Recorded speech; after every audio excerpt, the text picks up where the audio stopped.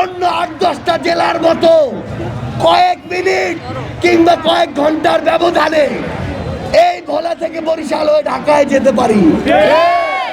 আমরা আমাদের জায়গা থেকে আজকে পথে প্রান্তরে, আজকে অটো রিকশার যে ড্রাইভার ভাই, যে ভ্যান চালক, যে দোকানদার, সবার কাছে আমরা কথাগুলো শোনার চেষ্টা করেছি।